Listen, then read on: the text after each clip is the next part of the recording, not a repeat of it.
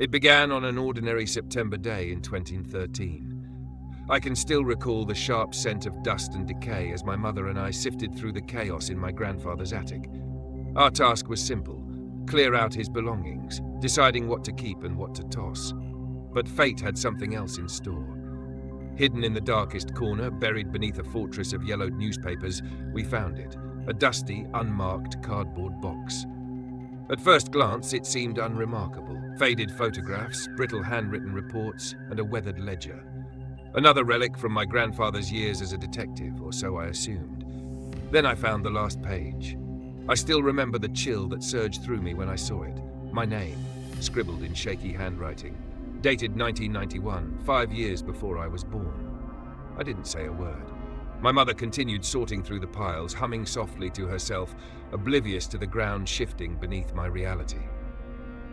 I stared at the page, my thoughts racing. Why was my name here? What could it mean? That's when I noticed something else. The ledger listed names, 21 in total. Each name was neatly recorded, spanning 3 decades, and tied to a disappearance in Black Hollow, Montana. A place I had only heard of in hushed whispers and cautionary tales. Black Hollow. Even now, saying the name feels like summoning something dark into the room. My grandfather always warned me to stay away from that place. Nothing good comes from Black Hollow, he'd say, his voice low and almost reverent. I'd dismissed it as the ramblings of an old man haunted by too many unsolved cases. But seeing my name, at the end of that list made it clear. This wasn't just a mystery. It was personal. I couldn't resist the pull. I had to know more. I began reading the ledger from the start, the names, the dates, the cryptic notes scrawled beside them. Each entry painted a grim picture of a town cursed, or worse, claimed by something unexplainable. The disappearances began in 1983. The first name was Clara Jones, a 9-year-old girl who vanished while playing in the woods. Over the next 10 years, 20 others followed. No bodies, no clues, no suspects, just whispers. By the late 1990s, Black Hollow had become a ghost town, abandoned by nearly everyone with the means to leave. But its scars, the questions, the fear, remained. Sitting in that attic, surrounded by fragments of a life I barely understood, I felt it, the pull, the irresistible urge to dig deeper. My mother's voice broke the silence.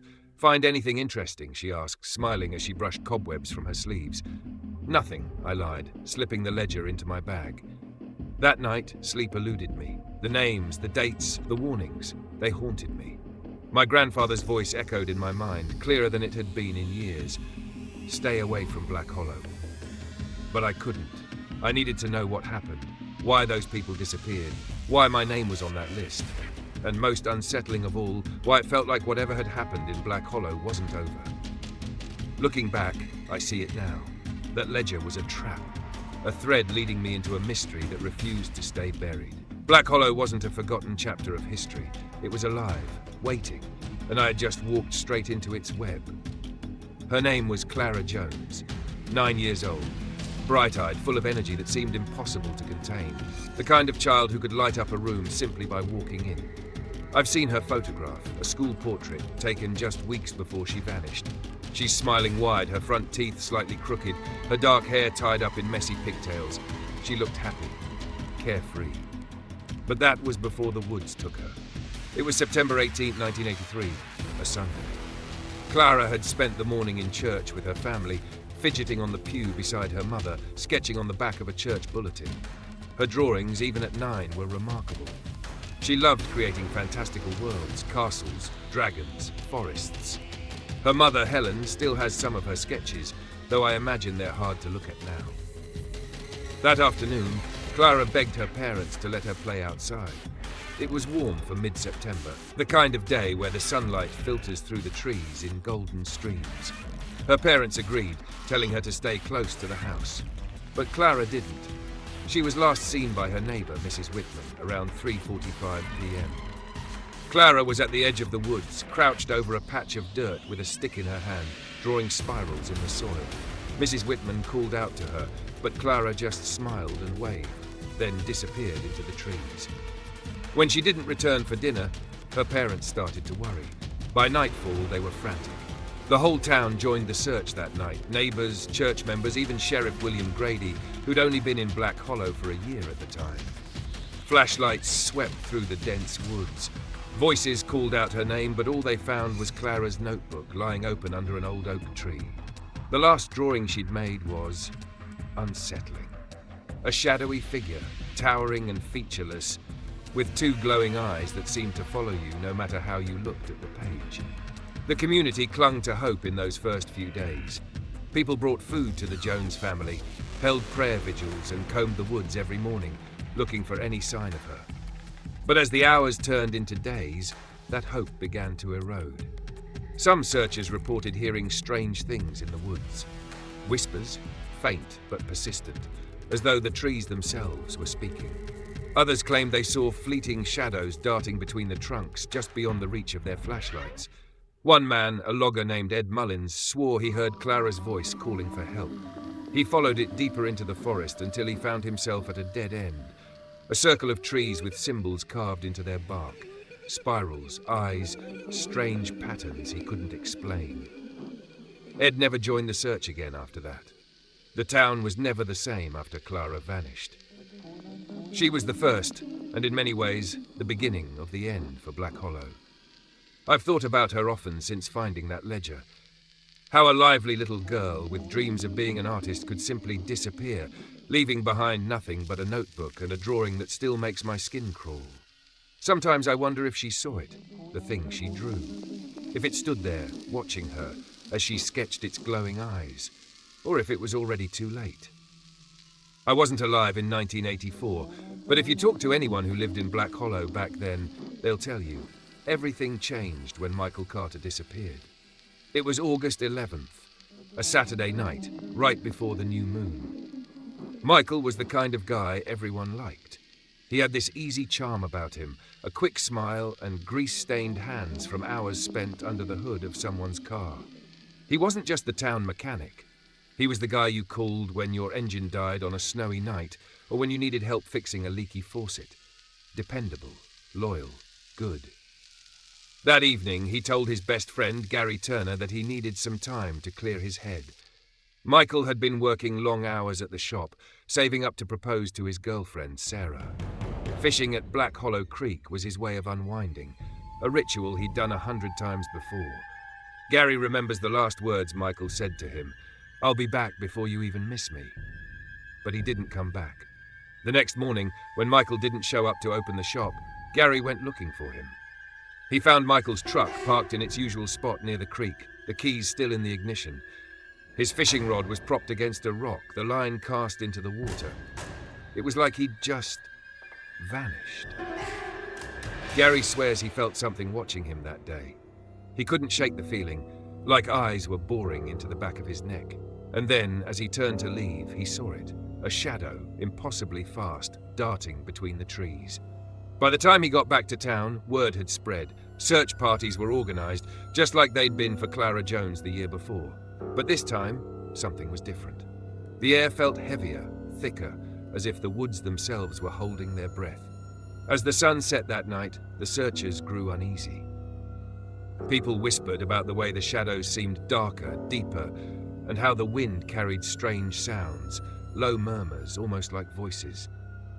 A few men, hardened loggers who'd lived in Black Hollow all their lives, refused to go any further into the woods. They said the creek felt wrong. For weeks after Michael's disappearance, the town changed. People started locking their doors before dark, something they'd never bothered with before. Children were no longer allowed to wander far from home. The laughter and chatter that used to fill Black Hollow streets grew quieter, replaced by hushed conversations and stolen glances toward the tree line. Sarah, Michael's girlfriend, was inconsolable. She'd sit on the porch of their small house, staring out toward the woods, clutching the engagement ring he'd never had the chance to give her. And then there was Gary. He quit working at the shop and left town a month later, refusing to talk about what he'd seen. But before he left, he confided in Sheriff Grady. He told him about the shadow, how it moved like smoke, silent and swift, and how he was certain it wasn't human. Grady wrote it all down in his journal, adding it to a growing list of strange occurrences he couldn't explain. Michael's disappearance wasn't the first, but it deepened the cracks in Black Hollow's fragile sense of safety. It made people question what they thought they knew about their little town. And it made me wonder, what did Michael see in those final moments? Did he hear the whispers too? Did he see the shadow coming for him? Or was it already there, waiting? It started as a rumor, soft, uncertain, something people muttered under their breath when they thought no one else was listening. But by late October 1984, whispers had become more than just a metaphor in Black Hollow. They were real. The first time I read about it in Sheriff Grady's journal, I stopped cold. October 27th, 1984. He wrote, Mrs. Lorne reported hearing voices outside her home last night. Said they were too faint to understand, but close enough to keep her awake. Sounded like they were calling her name. Mrs. Lorne wasn't the only one. In the weeks following Michael Carter's disappearance, more and more residents began reporting the same thing. Low, insistent murmurs just outside their windows, drifting through the air like a warning carried on the wind. What struck me most was how specific these accounts were. People said the whispers didn't come from one direction. They seemed to come from everywhere and nowhere all at once. No one could pinpoint their source. No one dared to follow them. One entry from November 3rd stood out to me. Sheriff Grady had gone to investigate a report from the Tilson family. Their youngest son, Jacob, swore he heard his name being called from the woods behind their house. Grady wrote, "Walked the perimeter with my flashlight. No tracks, no signs of anyone out there. But I swear, I heard it too. Faint, like a breath just behind my ear." It didn't stop there. People began seeing things, shadows at the edges of the woods. At first, it was fleeting, a trick of the light, easily dismissed. But as the days turned into weeks, the sightings grew more frequent, more vivid. The shadows seemed to grow, stretching taller, darker, until they took on forms that defied logic. One of the most chilling accounts came from Henry Larson, an old logger who lived on the outskirts of town. He claimed to have seen something watching him from the tree line.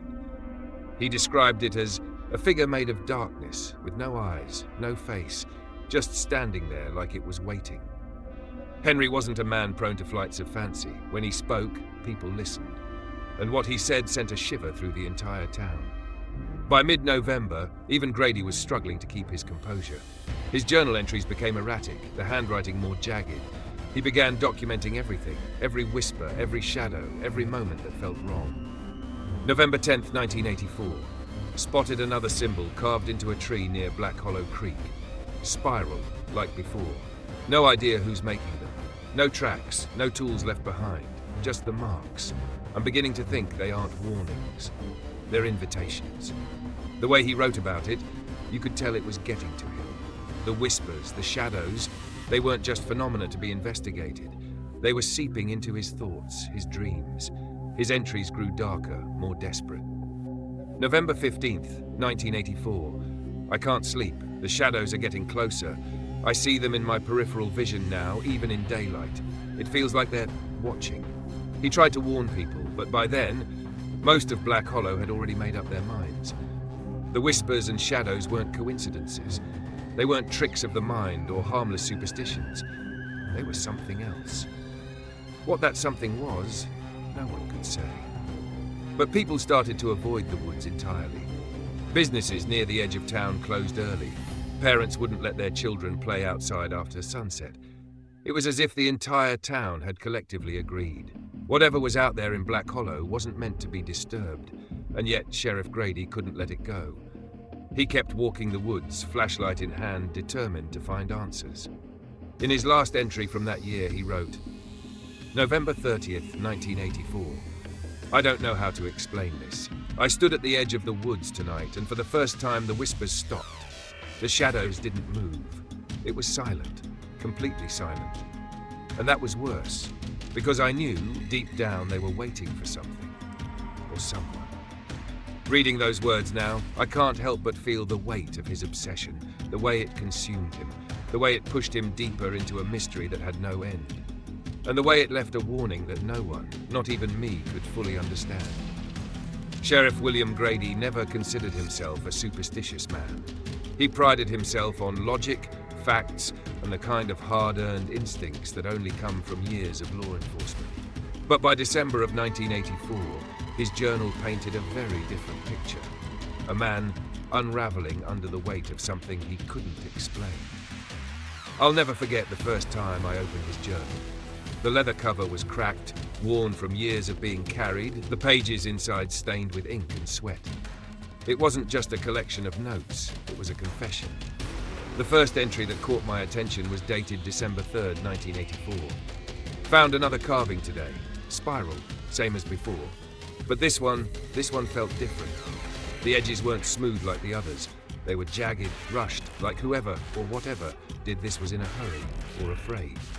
He'd been cataloguing these carvings for months. Spirals, eyes, and strange dark angular symbols scattered across trees near Black Hollow Creek. At first, he thought it was some local kids playing a prank. But as the weeks passed, the symbols grew more intricate, more deliberate. And then there were the phrases. They see in the dark. They know your name. Don't follow the whispers. Grady wrote that these words weren't carved like the symbols. They were scratched. Deep, uneven gouges, as if someone had clawed them into the bark with trembling hands. His handwriting grew more erratic with each entry. You could almost feel his grip on reality slipping as he documented every strange occurrence, every unexplainable sound or sight. He started hearing whispers again, but this time they weren't faint or indistinct. They were saying his name. December 10th, 1984. The whispers are back, louder this time. Last night, I heard my name, over and over. I stood at my window for hours, staring into the woods, but there was nothing there, nothing I could see. Grady was a man who didn't scare easily, but by mid-December, fear had taken hold of him. He stopped patrolling the woods alone, yet his obsession with the carvings and whispers only deepened. He began leaving the house with a flashlight in one hand and a revolver in the other. Even in broad daylight, he felt the weight of unseen eyes on him. On December 18th, he wrote, "I don't think it's watching me from the woods anymore. It's closer. I can feel it, just beyond the tree line. It's waiting." His paranoia became impossible to hide. Neighbors noticed how pale he'd become, how he flinched at the slightest sound. He started snapping at his deputies, refusing to share his findings, retreating further into himself. The final entries from 1984 were the most disturbing. On December 21st, he described finding a tree with fresh carvings, spirals that spiraled in on themselves so tightly it made his head spin just looking at them. Beneath the spirals, etched in shaky letters, was a single word: run. That night he wrote, "I've started dreaming about it. The darkness, the whispers. Sometimes it's in the house with me, just a shadow at the edge of my vision. I wake up with my heart pounding, my ears ringing. But the worst part is, I think it's trying to tell me something.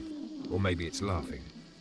But the entry that haunted me most was the last one he wrote that year, dated December 24th, Christmas Eve. "I've made a mistake.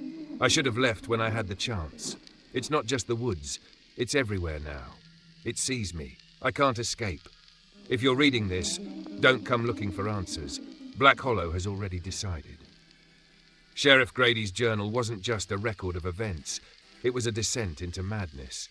Or maybe it was something worse. As I closed the journal that night, I felt a chill crawl up my spine. His words weren't just a warning, they were a promise. Whatever was out there in Black Hollow hadn't just been watching Grady. It was waiting for him.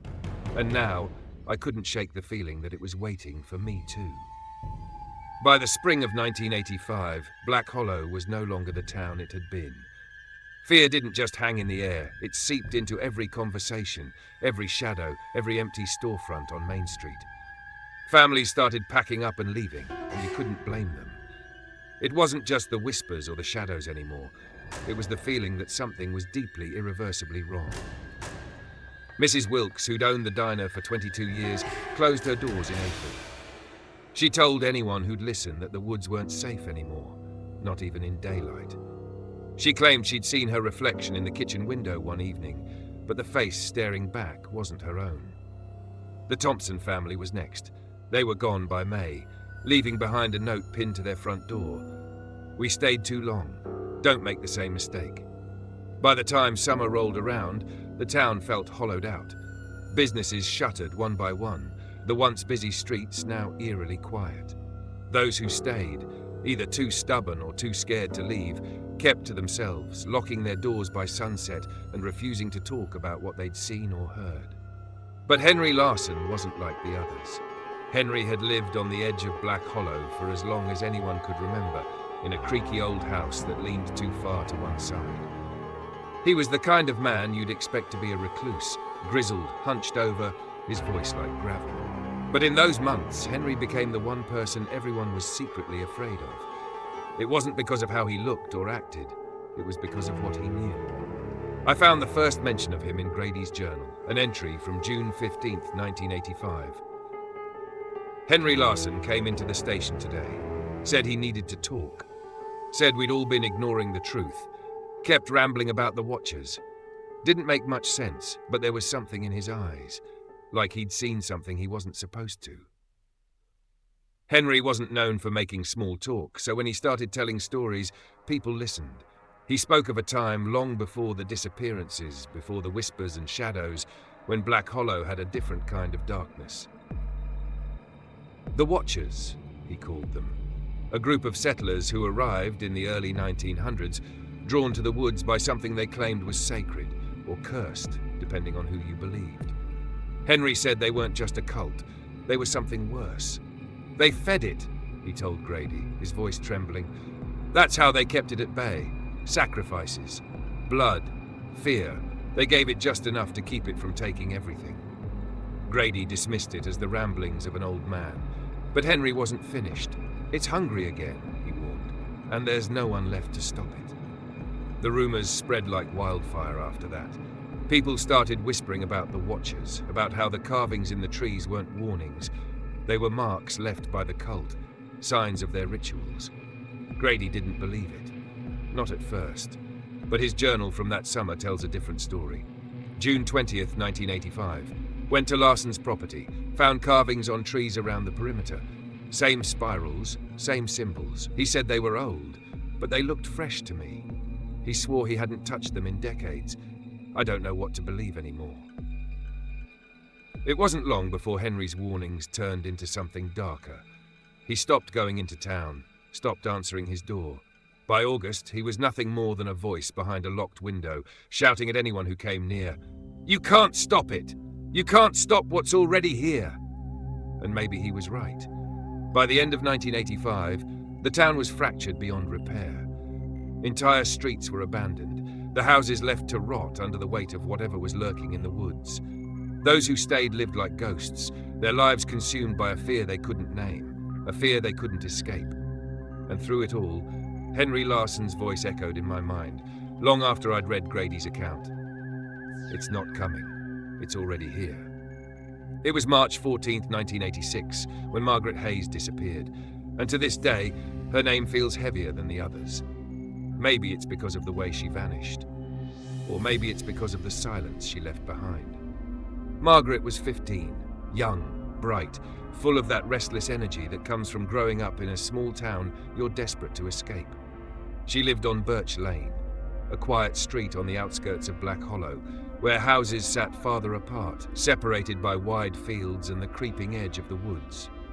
That Friday night, she was supposed to be studying for a history test with her best friend, Evelyn Brooks. At least, that's what they told their parents. In reality, they'd planned to sneak out to the old quarry, a spot where local kids went to share secrets and cigarettes under the cover of darkness. Evelyn remembers it like it was yesterday. She said the night felt wrong from the start. The air was cold, colder than it should have been for mid-March, and the woods were unusually quiet. No crickets, no owls, just an oppressive stillness that made her skin crawl. Around 10:30 p.m., the girls slipped out of Margaret's bedroom window and started toward the quarry. Margaret's dog, Buddy, followed them halfway down the driveway before stopping abruptly, his ears pinned back. Evelyn swore he growled at something in the dark, something neither of them could see. Margaret laughed it off, calling him a scaredy cat, but Evelyn couldn't shake the feeling. They didn't make it to the quarry that night. Somewhere along the dirt path that cut through the woods, Margaret stopped. Evelyn said she turned her head sharply, like she'd heard something. At first, Evelyn thought it was the wind, But then she heard it too, a faint rhythmic chanting, so soft it was almost inaudible. Evelyn wanted to leave, but Margaret, ever curious, insisted they follow the sound. "Just a little farther," she'd said, her voice barely above a whisper. Those were the last words Evelyn heard her say. The chanting grew louder as they approached a small clearing, a place Evelyn swore wasn't there the last time they'd walked this path. And then Margaret froze. She just stopped, Evelyn told the sheriff later. She didn't move, didn't turn around. It was like she couldn't hear me anymore. Evelyn ran. She didn't wait to see what happened next. She didn't look back. When Margaret didn't return home that night, the search began. By morning, half the town was combing the woods, calling her name, retracing every step Evelyn had described. They found nothing. Nothing except Buddy's collar. It was lying in the middle of the clearing Evelyn had described, surrounded by a spiral of stones. Sheriff Grady noted that the spiral matched the carvings he'd been documenting for years. Too precise, too deliberate to be a coincidence. Grady's journal entry from March 16, 1986 was short but chilling. The spiral wasn't just a symbol, it was a message. "I don't think Margaret ran, I think she was taken." Evelyn never forgave herself for leaving Margaret behind. She left Black Hollow 2 years later and never returned. But before she left, she told Grady something she hadn't shared with anyone else. That night, as she was running back to Margaret's house, she swore she heard the chanting again. Only this time, it wasn't faint. It was loud, almost deafening, and it was coming from all around her. I've thought about Margaret Hayes more than I'd like to admit. The spiral, the chanting, the way she froze like she was being pulled into something unseen. Whatever happened to her that night, it wasn't random. It wasn't an accident. And it wasn't the end. They called themselves the Watchers. And even now, saying their name feels like inviting attention from something unseen. I first came across the name in an old journal entry wedged between the pages of my grandfather's ledger. The handwriting wasn't his. It was older, shaky, as if written in haste. 3 words scrawled in uneven ink caught my attention. They sealed it. At first, it didn't make sense. Sealed what? But as I dug deeper, I began to piece the story together. Black Hollow's history has strange gaps. It's as though the town didn't truly exist before 1910. No records, no mention in local newspapers, no trace in county archives. Then suddenly it appears, a small, isolated settlement at the base of the Rockies with no clear explanation for its existence. That's when I found it. A single line in a town ledger from 1911, "The Watchers guard the boundary." It wasn't until I found Sheriff Grady's later journal entries that the full picture started to form. According to his research, the Watchers weren't just settlers, they were something far more complex. The stories say they came to Black Hollow for a reason, drawn by rumors of power, whispers of something ancient and hidden beneath the earth. They believed the land was sacred, or perhaps cursed. Maybe both. What's certain is that they found something in the woods. And whatever it was never meant to be found. The Watchers didn't merely worship it, they feared it. The entity they revered wasn't a protector or a benevolent force. It thrived on fear, on the unknown. They believed it was always watching, always waiting, and the only way to prevent it from taking control was to keep it contained. The rituals they performed were gruesome. Grady's notes described sacrifices carried out under the cover of night, blood spilled in carefully arranged patterns, their bodies left as offerings marked with symbols carved into the trees. But the sacrifices weren't random violence. They were part of a desperate effort to bind the entity, to prevent it from harming them. The Watchers believed that if they maintained these rituals, they would remain safe. In 1985, Grady discovered evidence of these rituals. He found an overgrown site deep in the woods, stones arranged in a perfect circle, each one etched with strange markings. He wrote, "The air was thick, suffocating. It felt as if something was watching, waiting for me to leave or to stay." But the most disturbing part came later.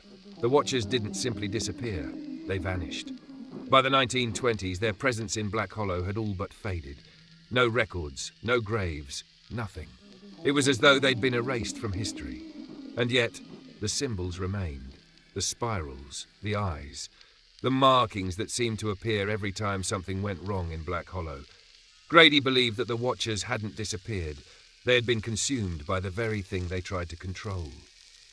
What haunts me is this. Their rituals worked, for a while. They had successfully bound the entity, but when they disappeared, the containment began to unravel. The disappearances, the whispers, the shadows, they weren't the beginning of the story. They were the aftermath. The Watchers had tried to maintain control. In the end, they failed. And now the very thing they had contained is free. Sheriff William Grady was the kind of man people trusted. Dependable, steady, a rock in the chaos that Black Hollow had become. But by the spring of 1987, something had changed. He wasn't the same man. His decline wasn't sudden. It was a slow, suffocating unraveling, the kind you don't notice until it's too late. His deputies started whispering about how he barely slept, how he spent his nights pacing the edge of the woods with a flashlight in one hand and his revolver in the other. Grady began seeing things. Or maybe he was the only one brave enough to admit it. His journal from those months reads like the ramblings of a man haunted by something no one else could see. At first it was the shadows, moving when they shouldn't, lingering just a little too long. Then came the eyes. His first mention of them was on February 3rd, 1987. There's something in the woods. I see its eyes at night, watching me, yellow, like a predator's. But it doesn't move. It just stares. A week later, the sightings became more frequent. Grady described how the eyes followed him, even when he left the woods. He wrote about seeing them reflected in his rearview mirror, hovering at the edge of his headlights, burning through the darkness like coals. But it wasn't just the eyes. It was the whispers, too. February 20th, 1987. They're louder now, not just a murmur anymore. I hear my name clear as day, over and over. Last night, they were outside my window, but when I looked, there was nothing there. Just silence. Grady's obsession reached its peak in March. He stopped showing up at the station. When his deputies went to check on him, they found him in his office, surrounded by maps of the woods, his journal open on his desk. He told them he was close to finding the truth. And then on March 19th, 1987, he disappeared. For 3 days, the town searched for him. His truck was found near Black Hollow Creek, the driver's side door wide open. Footprints led into the woods, but they stopped abruptly as if he'd been plucked from the earth. It wasn't until March 22nd that they found him. His body was discovered in the clearing. Evelyn Brooks had described the year before, the one with the spiral of stones. Grady was lying in the center, his revolver in his hand, a single gunshot wound to the chest. The coroner ruled it a suicide. It was the only explanation that made sense. But when they retrieved his journal, the final entry cast doubt on everything. March 18th, 1987. It's everywhere now. It sees me. I can't escape. The eyes, they don't blink. They don't leave. I hear them in my head, even when it's quiet. I know what it wants, and I can't give it what it's asking for. There was no note, no goodbye. Just that haunting entry, scribbled hours before he walked into the woods for the last time. Even now, people debate what really happened to Sheriff Grady. Some say he was driven mad by the stress of the disappearances, that the fear consumed him until he couldn't bear it anymore. Others believe he found something out there, something the rest of us were never meant to know. But when I think about his final words, I don't hear the desperation of a man at the end of his rope. I hear a warning. Grady wasn't running from himself. He was running from something he couldn't escape. And whatever it was, it's still out there, watching. The ledger wasn't meant to be found. It was tucked away among Sheriff Grady's belongings, hidden beneath stacks of yellowing papers and case files that had gathered dust for decades. When I opened it, the smell of old ink and decay hit me, like it had been locked in the dark for too long. At first glance, it looked like a record book, a simple log of names and dates. But as I turned the pages, I realized it was much more than that. Every name belonged to someone who had disappeared from Black Hollow. Clara Jones, Michael Carter, Margaret Hayes. The handwriting beside each entry was unmistakably Grady's, but there was something different about these notes. They weren't official. They were personal. Beside Clara's name, he had written, "The First." Michael's entry had a single word scrawled beside it, "Moonless." And Margaret's, "The Spiral Calls." The further I read, the more cryptic the annotations became. Some were short, fragmented thoughts, voices growing louder. Others were questions, as if he'd been trying to make sense of what was happening. Why here? Why now? But then, a new word began appearing. One I hadn't seen in his journal before. Watcher. It wasn't attached to every entry, just a handful. And every time it showed up, it was accompanied by another word. Sacrifice. I stared at those pages for what felt like hours, trying to piece together what Grady had uncovered. Did he believe the disappearances were deliberate? Or worse, that they were necessary? There was an entry dated July 14th, 1986. The name belonged to a woman I didn't recognize, someone who had vanished years before the events I'd been tracking. Next to her name, Grady had written, "The woods take what they are owed." That sentence chilled me to my core. Grady had been searching for patterns, connections, anything to explain why Black Hollow had been cursed by so much loss. But this ledger wasn't just an attempt to document the disappearances, it was something darker. There was one entry near the end that I couldn't stop thinking about. The name was unreadable, smeared by what looked like water damage or tears. Beside it, Grady had scrawled, "It's not bound anymore." Those words felt like a door slamming shut, a warning left for anyone who dared to look too closely. And then I saw it. My name. It was on the very last page, written in the same shaky handwriting that had haunted me in the attic. The date next to it was a week before I'd found the ledger. A week before I'd even known about Black Hollow. Grady had been trying to tell me something. I was sure of it. The Watcher wasn't just a story. It wasn't just the ramblings of a man who had lost his mind. It was real. It had been there all along, pulling the strings, deciding who stayed and who disappeared. And now it was my turn. The silence was worse than the whispers. By the summer of 1990, Black Hollow had gone quiet. Not peaceful, but unnervingly still. For the first time in nearly a decade, no one had vanished. No faint cries in the woods, no spirals carved into trees, no cryptic symbols left to haunt the minds of the townsfolk who remained. At first, people thought it was over. The disappearances, the shadows, the feeling of being watched. It all seemed to fade, like a nightmare that loosens its grip when you wake up. Families who had weathered the fear began to hope again. Children played outside during the day. Doors stayed unlocked until the sun dipped low behind the Rockies. But hope doesn't last long in a place like Black Hollow. Evelyn Brooks was one of the few people who stayed after Margaret Hayes disappeared. She was older now, but the weight of that night in 1986 still clung to her, visible in the way she avoided the woods and flinched at even the smallest sounds. In late August of 1990, Evelyn came into town with a warning that sent shivers through the community. She stood in the middle of the nearly empty general store, her voice shaking but loud enough for everyone to hear. Silence isn't safety, it's waiting. I read about this moment in one of the last entries in Grady's ledger, scrawled by an unknown hand after his death. Whoever had written it knew what Evelyn meant, though no one dared to say it out loud. The Watcher hadn't left. It was watching. Evelyn's words spread like wildfire, reigniting old fears that had been buried under the illusion of calm. People started locking their doors again. Children were pulled inside before dusk. Businesses that had reopened began to shutter once more. But the silence remained, and that made it worse. It's hard to explain how silence can feel alive, but that's exactly what it was. The woods, the streets, even the wind, it all felt like it was holding its breath, waiting for something to break the stillness. The few remaining residents of Black Hollow began to see signs, small, subtle things that others might dismiss. A single spiral drawn in the dirt near the creek. The faint echo of footsteps in an empty street. A window left open, though no one remembered opening it. Evelyn told anyone who would listen that the quiet wasn't natural. She called it the Watcher's Retreat, as if it were gathering strength and biding its time.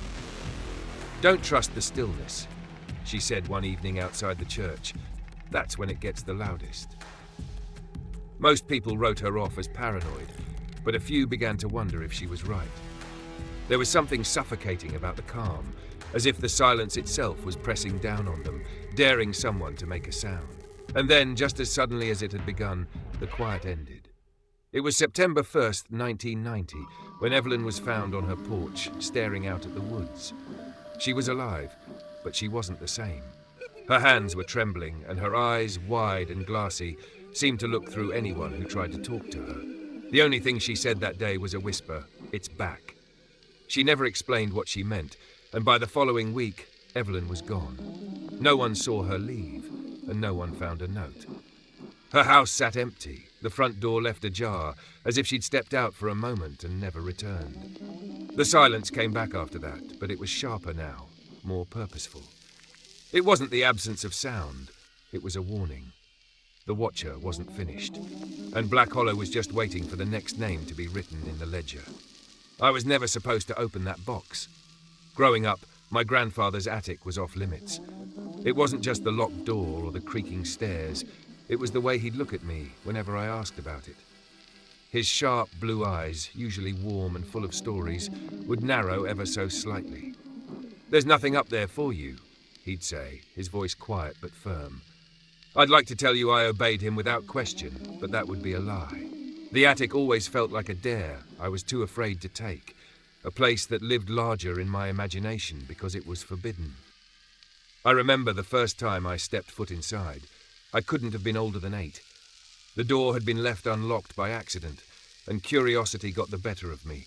I climbed the stairs slowly, each creak echoing in the stillness. When I reached the top, the air felt different, heavy, almost electric. I don't know how long I stood there, staring into the dim space filled with boxes and furniture draped in dusty sheets. But then I saw it. At first I thought it was just a shadow, the kind that tricks your eyes when the light shifts. But it didn't move like a shadow should. It lingered, dark and shapeless, pooling in the corner like ink spilled across the air itself. I froze, my heart pounding so hard I thought it might burst. And then it shifted. I don't remember running back down the stairs, but I remember my grandfather finding me on the landing, shaking and clutching the banister. He didn't ask what happened. He didn't scold me for breaking the rule. He just put a hand on my shoulder and said, "That's why you stay out of the attic." For years, I avoided it. Even after he passed, even when it became my mother's house, the attic remained locked, its secrets gathering dust. Until that day in 2013.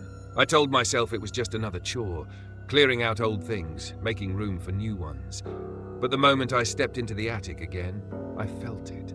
That same oppressive weight, like the air was thicker up there. That's when I saw the box. It was shoved into the farthest corner, under piles of yellowed newspapers and brittle photographs. At first, it didn't look like much, just a dusty, unmarked cardboard box. But as I opened it, I knew immediately that this wasn't just another piece of my grandfather's past. Inside were faded photographs, handwritten notes, and a ledger that seemed to pulse with its own weight, even though it was just paper and ink. But there was something else, a manila folder marked with my grandfather's handwriting. It said, "For when it's time." I hesitated. His warnings echoed in my mind. Stay out of the attic, stay away from Black Hollow. But then my eyes landed on the ledger. That's when the memories started flooding back. The stories he used to tell me about the town, the woods, the things people saw and heard but could never explain. He never called it Black Hollow, not directly, but I knew what he meant. And now, here it was. The truth, or some version of it, laid out in pages and photographs, waiting for me to unravel it. I picked up the folder and opened it. Inside were notes scribbled in the margins of old maps, newspaper clippings with headlines like "Mysterious Disappearance in Black Hollow" and "No Leads in Missing Persons Case." But there was one photograph that stopped me cold. It was of the attic itself, taken from the very spot where I stood.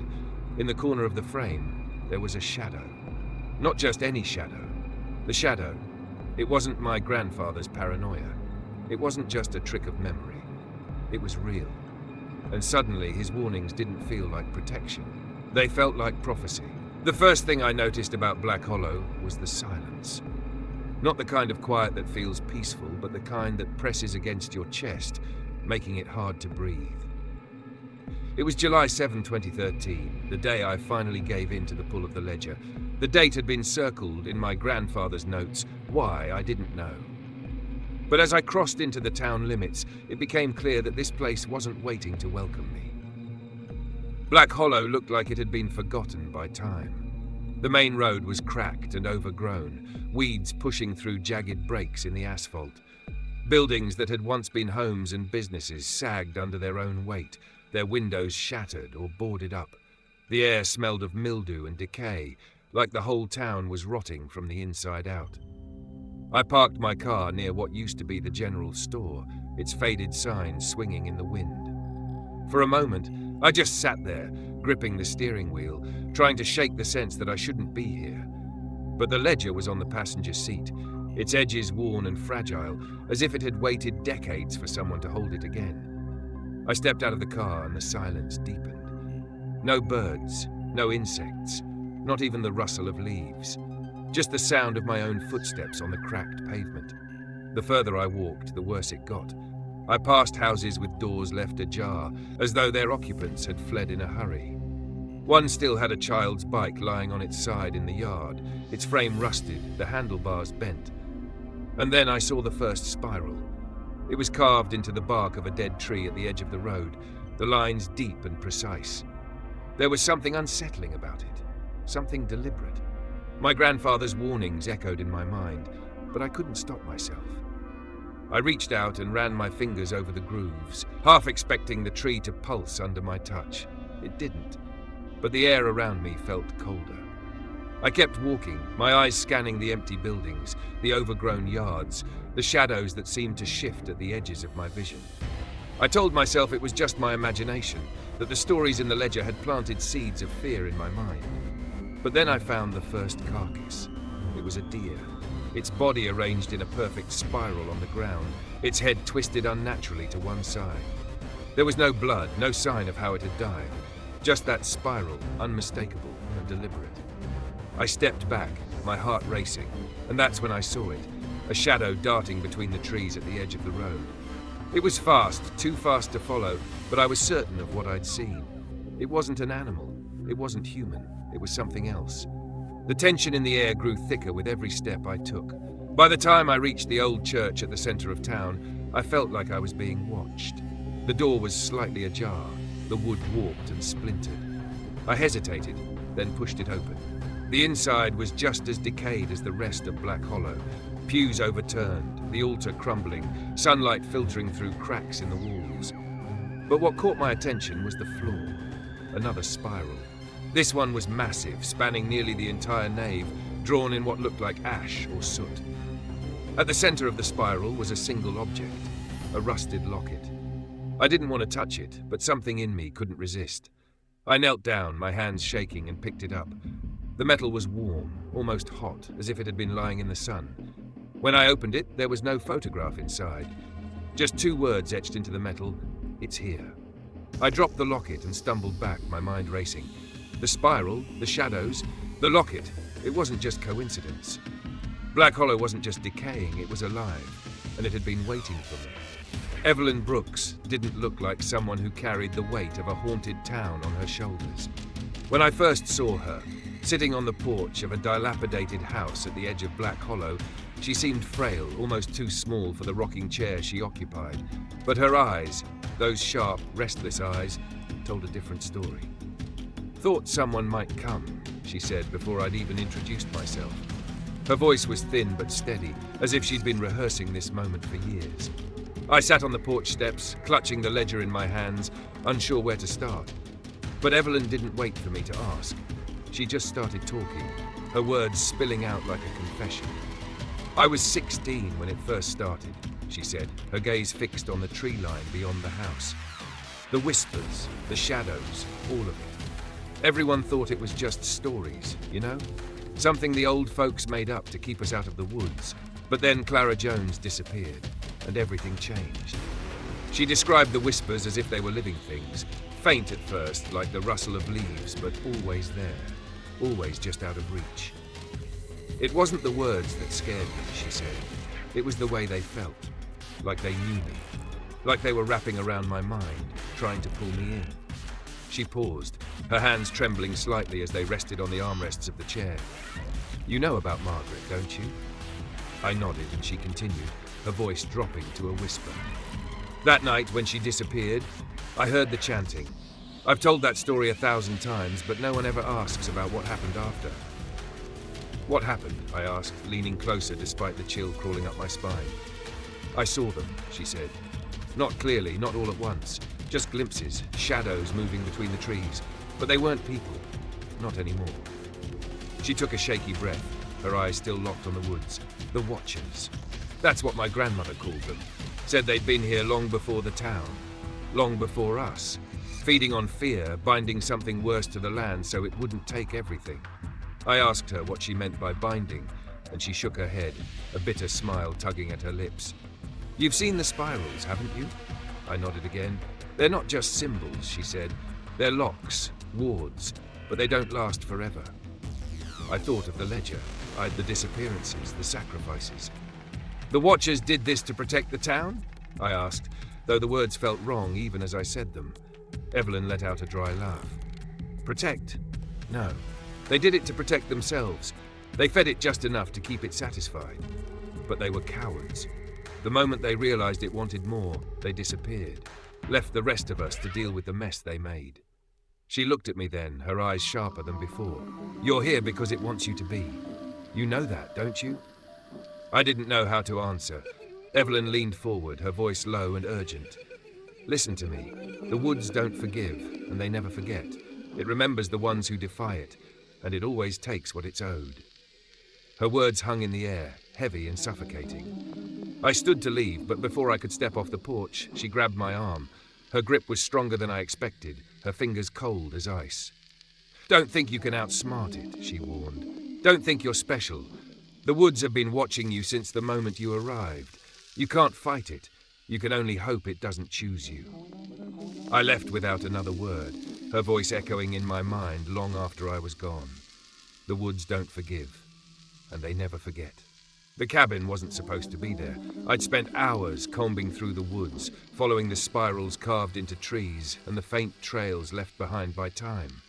But as I came over the ridge, there it was, half hidden by the thick pines, sagging under its own weight, like the forest itself was trying to swallow it whole.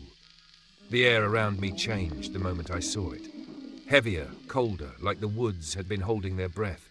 Every instinct screamed for me to turn back, but I couldn't. The ledger was in my bag, and I knew this place was on its pages, even if I hadn't read it yet. The cabin's door hung off its hinges, creaking softly in the stillness. As I stepped closer, the smell hit me, a mix of damp wood, decaying leaves, and something metallic. Blood. The floorboards groaned under my weight as I entered, and the first thing I noticed was the writing on the walls. Symbols, dozens of them, scrawled in what looked like charcoal, spirals overlapping eyes and jagged runes. Some of the marks were old, faded with time, while others looked fresh, as if someone had been there recently. Then there were the photos. They were pinned to the walls with rusted nails, arranged haphazardly but deliberate enough to feel like a shrine. Clara Jones, Michael Carter, Margaret Hayes. Their faces stared back at me, faded and warped by moisture, but unmistakable. In the center of the room stood a crude altar, its surface darkened by stains I didn't want to examine too closely. A shallow bowl sat at its center, its edges chipped and jagged. Around it were more spirals, drawn in something darker than charcoal. That's when I heard it, the whispers. At first they were faint, like the wind moving through the trees, but as I moved deeper into the cabin, they grew louder, more distinct. They weren't just sounds, they were words. My name, over and over, twisting through the air like a taunt. I wanted to leave, to run, but my legs wouldn't move. Something about the place held me there, a pull I couldn't resist. On the far side of the room, I noticed a book resting on a wooden stool.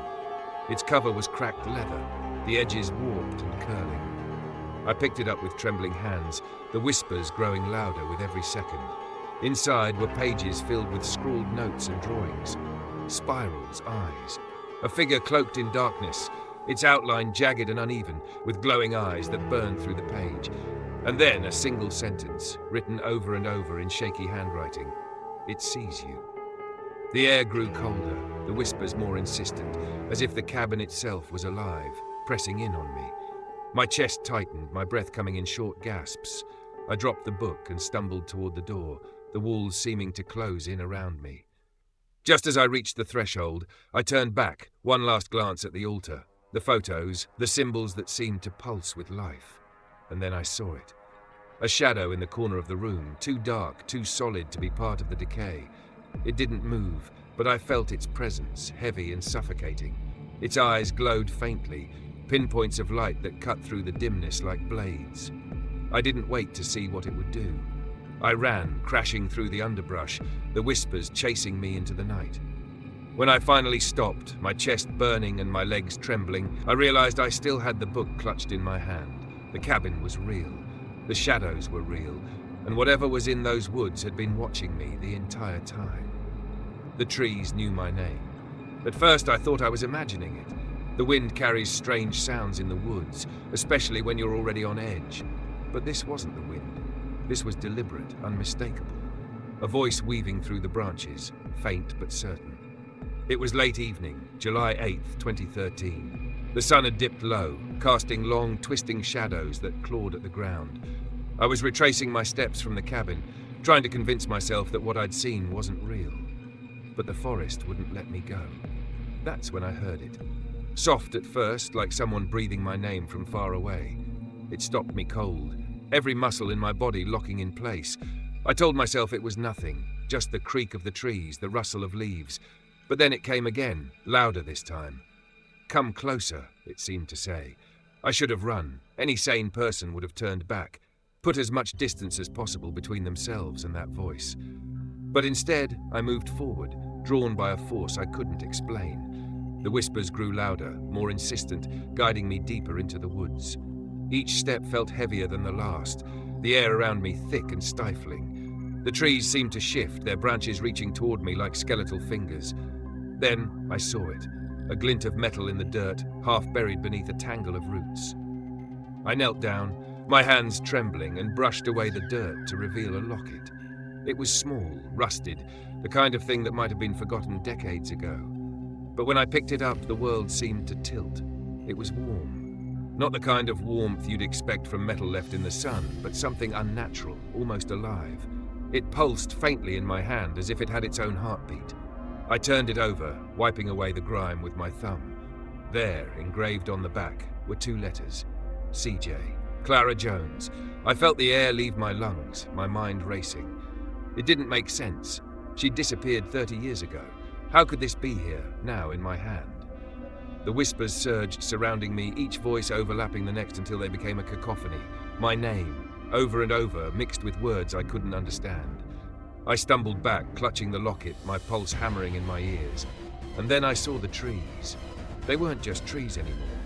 Their bark was etched with spirals, eyes, symbols I'd seen in the cabin. The carvings pulsed faintly, like the locket, as if they were connected. I wanted to drop it, to leave it behind, but I couldn't. The locket felt like a key, a piece of the puzzle I didn't even know I was solving. But it also felt like a trap.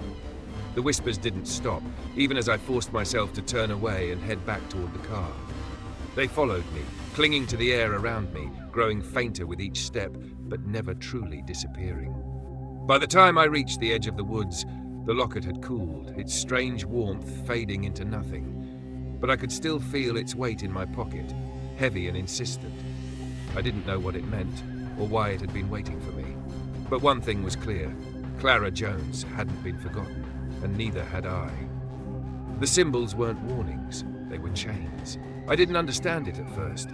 They seemed random, scattered throughout Black Hollow like graffiti left by someone desperate to leave a mark. But the deeper I dug, the more I realized they were anything but random. Each spiral, each eye, each jagged rune was part of a pattern, a binding. July 10, 2013. I spent that morning piecing together everything I'd found. Grady's journal, the carvings on the trees, the spirals that seemed to follow me everywhere. My mind felt like a tangled web, the threads connecting and pulling tighter with every page I turned. The old book I'd taken from the cabin sat open on the table, its brittle pages filled with drawings and notes written in a language I couldn't fully understand. Some symbols matched the ones I'd seen in the woods. Others were more elaborate, their meanings lost to time. But one thing was clear. They weren't just decorations. They were meant to hold something in place. One passage caught my eye, written in faded ink. The binding requires balance, fear given freely, blood spilled willingly. Without both, the chains weaken. The words made my stomach churn. The Watchers hadn't just worshipped the entity, they'd kept it contained. The spirals, the rituals, the sacrifices, they were all part of a delicate system, one designed to feed the creature just enough to keep it satisfied, without letting it grow too strong. But the system was breaking. Grady had written about it too, though his notes were more fragmented. He'd seen the signs, the whispers growing louder, the shadows moving closer, the symbols fading from the trees. He didn't know why it was happening, but he knew what it meant. The chains are rusted, he'd written in one of his last journal entries. It's pulling at them, testing the limits. If they snap. He hadn't finished the thought. He didn't need to. I flipped back to the book from the cabin, my fingers trembling as I traced the lines of an illustration, a circle of stones surrounded by spirals and runes, almost identical to the clearing where Grady had been found. Beneath it, a single sentence: "The Watcher waits where the chains are weakest." My mind raced. The disappearances, the whispers, the oppressive silence, they weren't random. They were symptoms of something much bigger. The Watcher wasn't just waiting, it was working. Every moment of fear, every drop of blood, every life taken, it was all part of its plan. The symbols, the spirals, they weren't warnings, they were the last defense, and they were failing. I looked out the window, toward the edge of the woods where the trees stood like sentinels, their bark etched with faint, fading marks. The spirals were still there, but they'd grown dull, their once sharp lines blurred as if the forest itself was erasing them. I thought of the locket, the warmth it had carried, the name etched into its surface. Clara Jones had been the first. Her disappearance wasn't an accident, it was the beginning of the unraveling. The whispers, the shadows, the endless sense of being watched. It wasn't just the Watcher's presence, it was its hunger. I closed the book and took a deep breath, the weight of the realization settling over me like a stone. The symbols weren't just history, they were the only thing standing between Black Hollow and whatever lay beyond those trees. But they weren't enough anymore. The chains were breaking, and the Watcher was almost free. The trees were burned, but they hadn't fallen. July 11th, 2013. I found the site just before dusk, drawn to it by a feeling I couldn't shake. The ledger had mentioned the clearing only once in a cryptic note from Sheriff Grady, where it begins and ends. It wasn't a location I could map, but something in me knew I'd recognize it when I saw it, and I did. The clearing was perfectly round, a hollow in the woods where nothing grew. The air smelled of ash, sharp and acrid, even though the fires that scorched the surrounding trees must have burned decades ago. Their trunks were blackened, their branches twisted like claws reaching toward the sky. But the stones were untouched. They formed a circle at the center of the clearing, smooth and grey, their surfaces carved with spirals, eyes and symbols I'd seen before. They were arranged too precisely to be natural, each one placed with purpose, like the pieces of a clock. As I stepped into the clearing, the air grew heavier, thicker, as if the space itself resented my presence. My chest tightened and the whispers returned, faint at first but growing louder with every step. Then I saw it. At the center of the circle, embedded in the ground, was an eye. It wasn't a carving. It wasn't painted. It was something else entirely. An intricate design that seemed to shimmer and shift under the fading light. The lines were too precise, too detailed to have been made by human hands. The Watcher's all-seeing eye. I knelt beside it, running my fingers over its surface. The stone was cool to the touch, but the eye felt different. It pulsed faintly, like the locket I'd found days earlier, as if it was alive. Around the eye were smaller symbols arranged in concentric circles. Some I recognized from the cabin and Grady's journal, but others were new, their meanings as indecipherable as they were unsettling. I took out the book from the cabin, flipping through its pages until I found an illustration that matched what I was seeing. Beneath it, in faded ink, was a passage. The eye marks the heart of the binding. Here, the Watcher was chained. Here, it will awaken. The words sent a chill through me. This wasn't just a ritual site, it was the epicenter. Everything, the symbols, the sacrifices, the whispers had started here, and everything would end here. The air around me grew colder, and the whispers turned sharper, more insistent. They weren't just calling my name now, they were speaking in words I couldn't understand, a language that felt older than the stones themselves. I stood and turned in a slow circle, my eyes scanning the clearing. There were other clues, other fragments of the Watcher's story carved into the stones and scorched into the earth. One symbol caught my attention, a spiral split in two, its lines jagged and uneven. Next to it were 3 words, "The chains break." The ground beneath my feet seemed to vibrate, a low hum that resonated in my chest. I didn't know if it was real or if my mind was playing tricks on me, but I knew one thing for certain: the sight wasn't dormant. The Watcher's eye hadn't been closed, it had been waiting. And as I stood there, the last light of day fading into the shadows of the trees, I realized the truth. The rituals hadn't just been about binding the Watcher. They had been about delaying the inevitable. The chains were breaking, and the Watcher was waking up. The Watcher wasn't born, it was summoned. That was the first thing I learned when I started piecing together its story. July 12th, 2013. I sat in the dim light of my motel room, surrounded by the ledger, Grady's journal, and the book I'd taken from the cabin.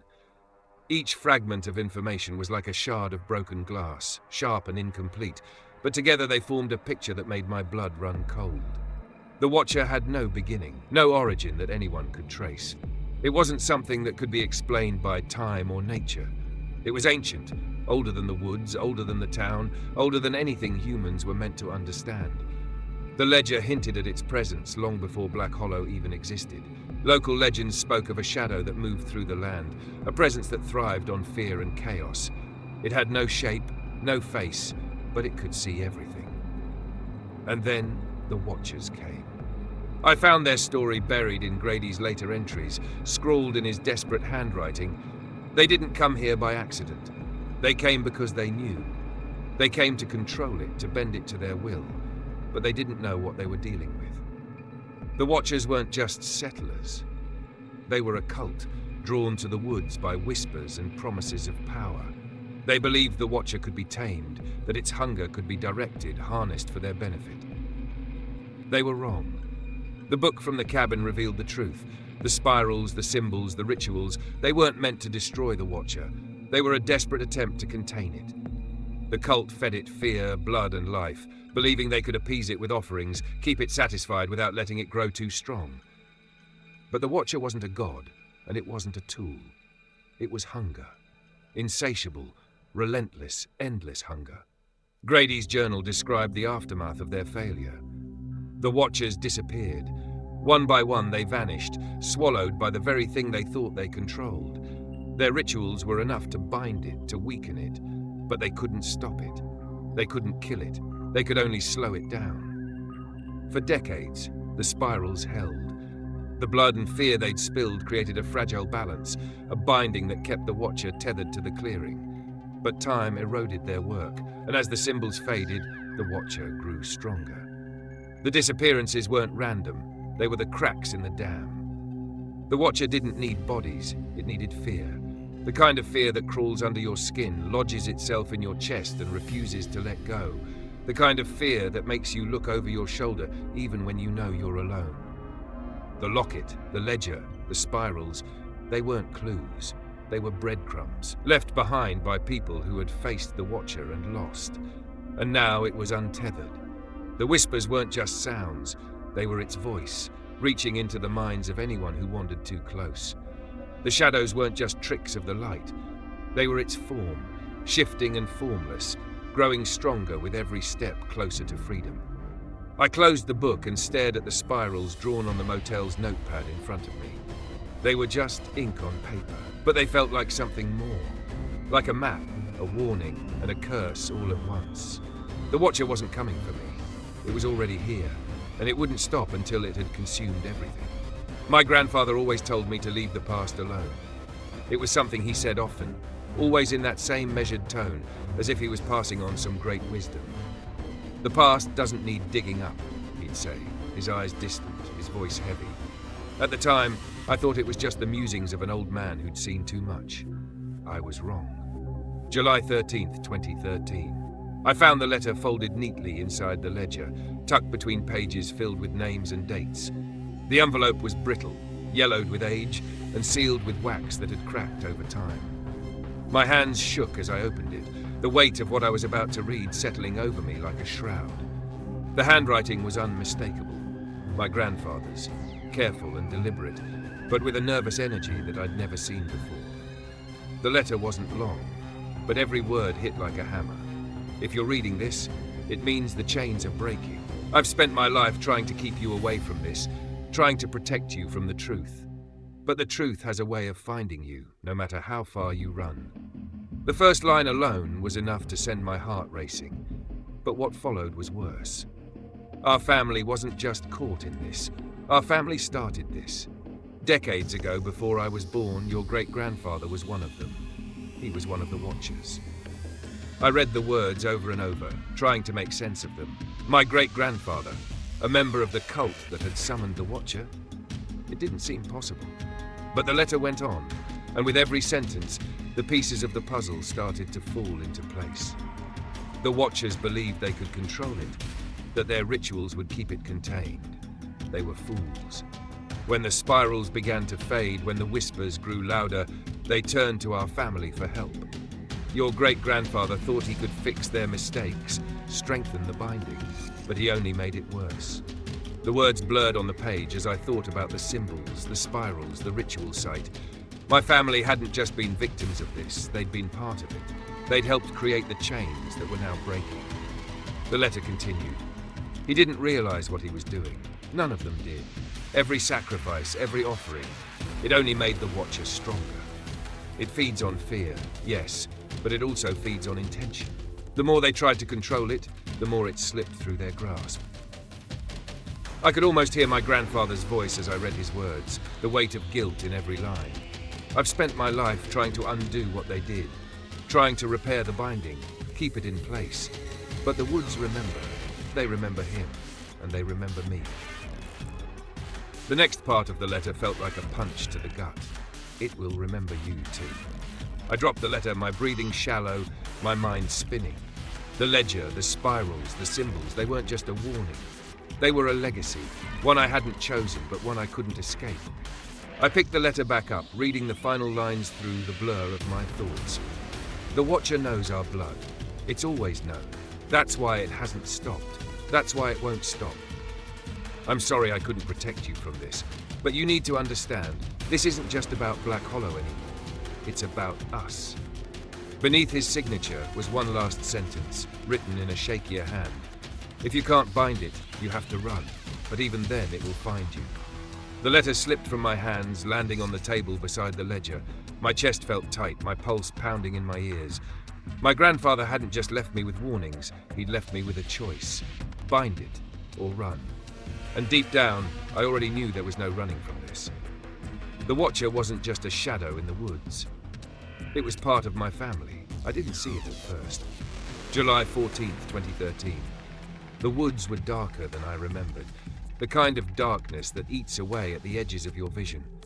I had returned to the clearing, to the circle of stones, hoping for answers. Instead, I found something far worse. The air was heavy with the scent of ash and earth, a suffocating mix that made every breath feel like a struggle. The spirals on the stones had grown faint, their once sharp lines blurred and uneven. It was as if the ground itself was rejecting the symbols meant to hold it back.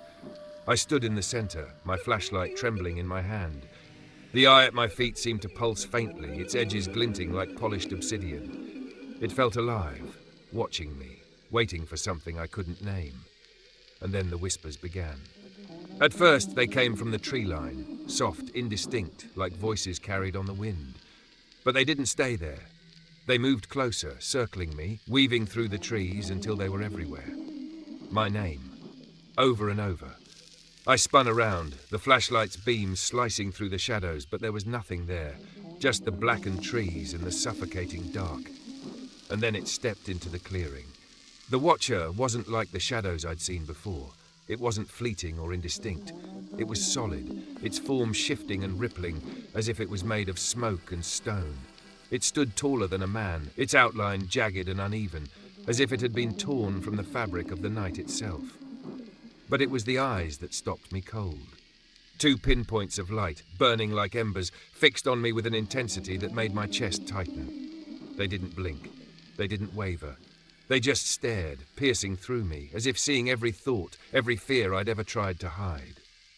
My flashlight flickered and died, plunging the clearing into darkness. The only light came from those eyes, glowing brighter now, illuminating the spirals on the stones. The whispers grew louder, sharper, no longer just words, but a cacophony of voices overlapping, merging into a single, deafening roar. I couldn't move. My legs felt rooted to the ground, my body frozen as the Watcher took another step forward. The air around me grew colder, biting against my skin, and I realized I wasn't just afraid, I was terrified. And that's what it wanted. I could feel it feeding on my fear, pulling it from me like a thread unraveling from a spool. Every heartbeat, every shallow breath, it was taking everything, leaving me hollow. It moved closer, its form towering over me, the embers of its eyes burning hotter. I thought this was it, the moment everything ended. But then something snapped. A surge of adrenaline pushed through me, breaking whatever hold it had on my body. I stumbled back, my foot catching on one of the stones, and fell hard onto the ground. My hand landed on something sharp, a fragment of a broken spiral, and pain shot through me as it sliced into my palm. The Watcher recoiled. It wasn't much, just a flicker, a ripple through its form. But it was enough. The spirals on the stones glowed faintly for the briefest of moments, their lines sharpening as if awakened by the blood now dripping from my hand. The whispers faltered, the roaring cacophony fading into an eerie silence. The Watcher's eyes dimmed, its form flickering like a dying flame. I didn't wait to see what would happen next. Scrambling to my feet, I ran, crashing through the trees, the branches clawing at my skin. I could still feel its presence behind me, the weight of its gaze pressing against my back, but I didn't stop. I couldn't. By the time I reached the edge of the woods, my chest was heaving, my legs trembling beneath me. I collapsed onto the ground, clutching my hand as the blood pooled between my fingers. The wound was shallow but jagged. The edges of the spiral burned into my skin like a brand. The Watcher wasn't gone. I knew that. Its power wasn't broken, it was barely contained. But for the first time, I felt something else. It wasn't just fear, it was anger. The Watcher had taken everything from me, my family, my sense of safety, my very sanity, and now it wanted more. But if it thought I was going to let it win, it was wrong. I never imagined that the answers I'd been chasing would lead to this. July 15th, 2013. It was just past midnight when I returned to the clearing, my hands still bandaged from the night before. The spirals had burned themselves into my memory, their jagged lines etched deeper into my mind with every passing second. I knew the Watcher was waiting for me. I could feel it, pulling me back to the place where this had all begun. But this time, I wasn't running from it. The book from the cabin was in my bag, alongside the ledger and the letter from my grandfather. Each was a piece of the same puzzle, fragments of a truth that had haunted my family for generations. The weight of it all sat heavy on my shoulders, but it was nothing compared to what I felt when I reached the clearing. The stones were glowing faintly, their spirals illuminated by an otherworldly light. The air was thick with whispers, not just calling my name now, but telling me things I didn't want to hear. You already know the truth. The Watcher appeared moments later, emerging from the shadows like a predator stepping into the light. Its form was more solid this time, its eyes burning brighter, more focused. It was stronger now, fed by the fear and chaos it had sown. But I wasn't here to run. I took the book from my bag, opening it to the page marked with my grandfather's notes. The spirals on the stones seemed to react, their glow pulsing in time with my heartbeat. My hands shook as I read the passage aloud, the words strange and jagged scraping against my throat like shards of glass. The Watcher stopped. It didn't move, didn't blink. It just stood there, its eyes fixed on me, its form rippling with an energy that made the ground beneath my feet tremble. And then it spoke. Not in words, but in a way that bypassed sound entirely. A voice that echoed in my mind, cold and sharp and undeniable. You are the key, your blood, your family. I froze, the weight of its words crushing down on me. The truth I'd been chasing wasn't just about the Watcher, it was about me. My great-grandfather hadn't just helped bind the Watcher, he'd been the one to summon it, to offer the first sacrifice. And every generation since had been part of the cycle, their fear and pain feeding the very thing they'd tried to contain. The ledger hadn't been a record of victims, it had been a record of sacrifices. And now it was my turn. The Watcher's eyes burned brighter, its form shifting as it stepped closer. The whispers grew louder, more insistent, and I realized what it wanted. A choice. The binding required balance, fear and blood, willingly given. To stop the Watcher, to repair the spirals and strengthen the chains, someone had to pay the price. But it wasn't just asking for me. It showed me their faces. My mother, my younger brother, the people I loved most. It knew them. It had always known them. And it was giving me the choice. Sacrifice myself or let it take someone else. My mind raced, every instinct screaming at me to run, to fight, to do anything but what it was asking. But deep down, I knew there was no other way. The Watcher wasn't a monster you could kill. It was a force you had to contain. And that containment required a cost. I thought of my grandfather, of the guilt he'd carried, the choices he'd made to protect me from this moment. I thought of the generations before him, each one caught in the same web, their lives dictated by a creature they couldn't escape. And then I thought of my family, their laughter, their warmth, the way they'd always believed in me. I stepped forward, the book slipping from my hand as the whispers grew deafening. The Watcher's form loomed over me, its eyes burning like twin suns. "I'm here," I said, my voice steady despite the fear clawing at my chest. "Take me." The world seemed to tilt, the ground shifting beneath me as the Watcher reached out, its form wrapping around me like smoke and shadow. The pain was immediate and all-consuming, like fire tearing through my veins, but I didn't pull away. Because for the first time, the whispers stopped. The spirals on the stones flared to life, their glow bright and sharp, as if the energy that had been dormant for so long was finally being restored. The Watcher's grip loosened, its form flickering as the binding took hold once again. And then, just as suddenly as it had begun, it was over. I collapsed to the ground, my body trembling, my breath shallow. The clearing was silent now, the spirals faint but steady, their lines sharper than before. The Watcher was contained. For now. But as I lay there, the weight of what I'd done pressing down on me, I knew this wasn't the end. The chains would hold for a time. But the cycle wasn't broken, and one day someone else would stand where I stood. I could feel it behind me, even before I heard the first crack of a branch. July 15th, 2013. The air was heavy with the stench of ash and earth as I stumbled out of the clearing, my chest heaving, my legs trembling beneath me. The spirals on the stones had flared to life only moments ago, but their light had faded too quickly, leaving me alone in the dark with something that didn't want to stay bound. The Watcher wasn't gone. It wasn't satisfied. And now, it was hunting me. The first whisper cut through the silence like a blade, sharp and cold and far too close. My name, spoken in a voice that wasn't human, echoing through the trees. I didn't turn around. I didn't have to. The ground beneath my feet felt unsteady as I ran, roots and rocks grabbing at my ankles, the shadows shifting and twisting in ways that made my stomach churn. The flashlight in my hand flickered, its beam barely strong enough to pierce the darkness ahead. And then I heard it, a sound I'll never forget. A low guttural growl like the rumble of an earthquake, followed by the unmistakable sound of something moving through the trees. Not walking, not running, sliding. The whispers grew louder, overlapping, merging into a deafening cacophony that seemed to come from everywhere and nowhere at once. My chest burned, my breath coming in short, ragged gasps, but I didn't stop. I couldn't. Ahead of me, the woods stretched endlessly, the path narrowing as the trees pressed closer together. The Watcher was behind me now, its presence like a shadow cast over the entire forest. I didn't need to see it to know it was gaining ground.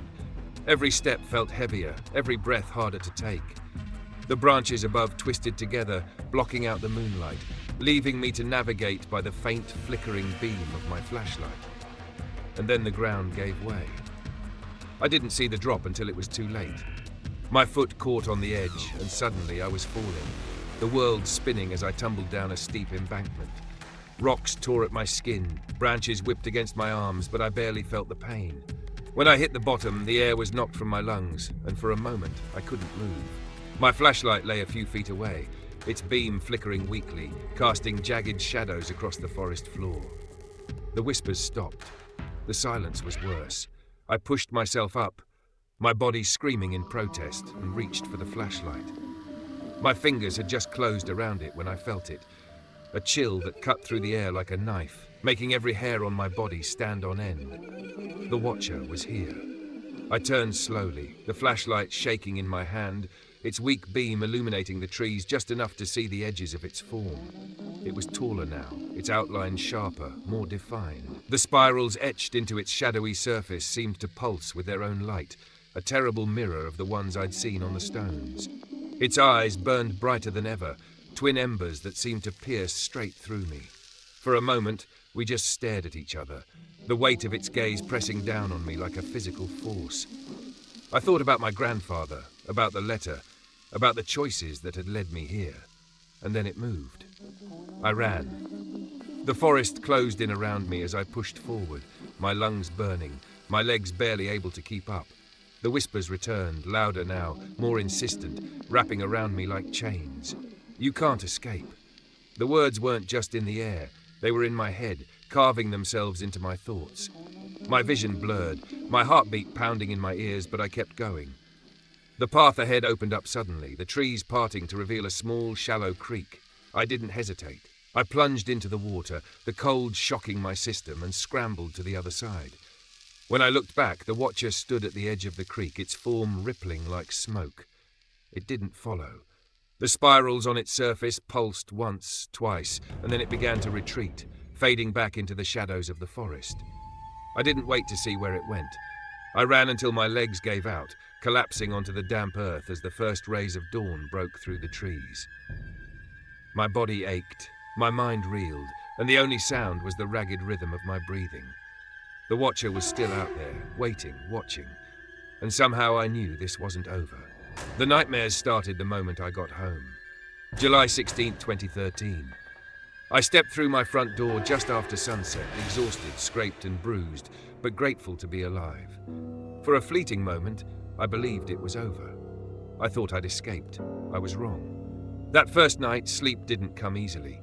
My mind replayed everything. The spirals, the Watcher's burning eyes, the way it had spoken without words, cutting through my thoughts like a razor. Even in the safety of my own home, the weight of its presence lingered, clinging to me like a second skin. When I finally drifted off, the dreams began. They weren't dreams, though. Not really. They were memories twisted into something darker. I was back in the woods, the spirals glowing faintly around me. The Watcher's whispers filled the air, louder now, their words clear and sharp. You brought it with you. I woke, gasping for air, drenched in sweat. My bedroom was dark, but something felt off. The shadows were too deep, too still. For a split second, I thought I saw them shift, reaching toward me. But when I turned on the light, there was nothing there. The days that followed blurred together, each one heavier than the last. The whispers didn't stay in the woods. They followed me. At first, they were faint, easy to dismiss as the hum of the wind or the creak of old pipes. But they grew louder, more distinct, until I could hear my name being called when no one was there. I tried to rationalize it. Stress, sleep deprivation, trauma.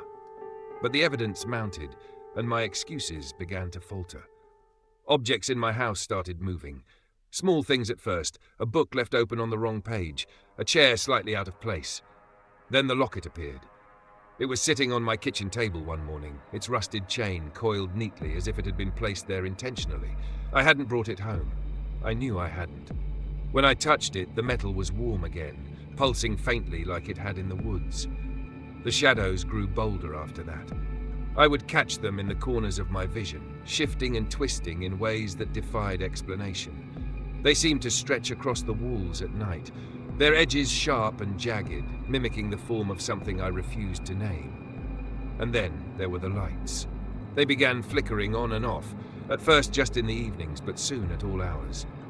The electrician I called found no issues, no faulty wiring or blown fuses.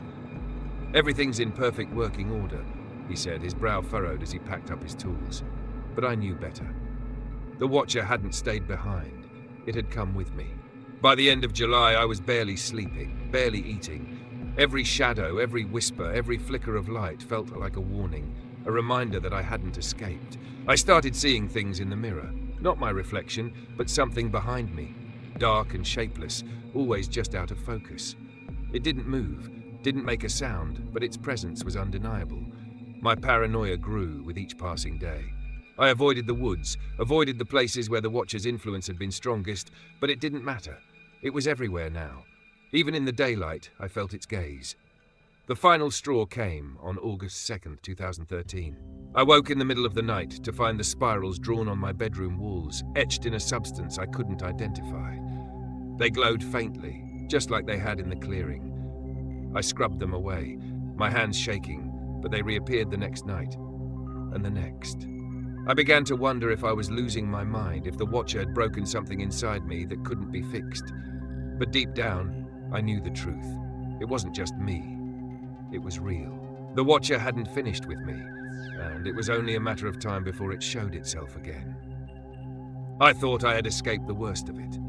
August 9th, 2013. Nearly a month had passed since I left Black Hollow behind, but the whispers, the shadows, the fear, they never left me. Every day felt heavier than the last, like the weight of the woods was still pressing down on my chest. I convinced myself I could keep moving forward, keep pretending that I had closed the door on whatever I'd awakened. But the Watcher doesn't let go. That morning, I woke to find the ledger on my desk, the same ledger I'd locked away in the attic. My hands trembled as I reached for it, the air in the room growing colder with every second. I didn't want to open it. I told myself I didn't need to, that I already knew what was inside. But the pull was too strong. The pages felt heavier this time, as if the book itself resented being opened. My eyes scanned the familiar entries, the names and dates I'd come to know too well. Clara Jones, Michael Carter, Margaret Hayes, and then I saw it, a new entry. The ink was fresh, the handwriting jagged and uneven. My heart stopped as I read the name, my brother's name. The date next to it was today. I couldn't breathe. My mind raced, every thought colliding with the next as I stared at the words that shouldn't have been there. The Watcher wasn't just watching me, it was choosing. The whispers returned, louder now, surrounding me, filling the room with a suffocating hum. My brother's laughter echoed in my memory, his voice calling my name from years ago, innocent and full of life. The thought of him, the thought of losing him, made my chest tighten, my vision blur. I flipped through the ledger, desperate for answers, but the rest of the pages were blank. The spirals that had once filled the margins were gone, replaced by a single word scrawled over and over in dark, angry strokes. Ode. I slammed the book shut, the sound echoing in the stillness. My reflection in the window caught my eye, but it wasn't just me staring back. There it was, behind me. The Watcher's eyes burned like embers, their light cutting through the darkness. Its form was barely visible, a shadow among shadows, but I could feel its presence, heavy, suffocating, undeniable. This was its message. A reminder that the chains weren't holding, that no one was safe, and that it would take what it was owed. I grabbed the ledger and ran, the whispers chasing me through the house, growing louder, more desperate. By the time I reached the front door, my brother's name was pounding in my head like a heartbeat. I don't know how to stop it. I don't know if it can be stopped. But I know one thing for certain. The Watcher isn't gone, and it won't stop until it takes everything. The Watcher isn't defeated. It's a truth I can't ignore, no matter how much I want to, no matter how far I run, how many locks I put between myself and the shadows. I know it's still out there, waiting, watching. It didn't end with me. It never does. August 10th, 2013. I woke up to the sound of whispers again, but this time they didn't come from the corners of my room or the edges of my mind. They came from the ledger, the book that had become an anchor and a curse. It sat open on my desk, its pages fluttering though the air was still. And there it was, another name, a name I didn't recognize, a new date, carved in ink as fresh as the fear clawing at my chest. The Watcher isn't bound by place or time. Black Hollow was just one of its anchors, one of the many places where it's fed, grown, and waited. I was just one person in a long line of others who've crossed its path, and there will be more. You might be thinking this is just a story. That what I've told you is nothing but fragments of imagination pieced together to make you look over your shoulder. I wish I could tell you that's true, but if you've ever felt it, the weight of unseen eyes, the chill that creeps up your spine when the room goes silent, then you know. You know it's real. I don't know where the Watcher will go next or who it will find. I don't know if anyone can truly stop it. But I do know this. The chains are breaking, and it's waiting. Perhaps for you.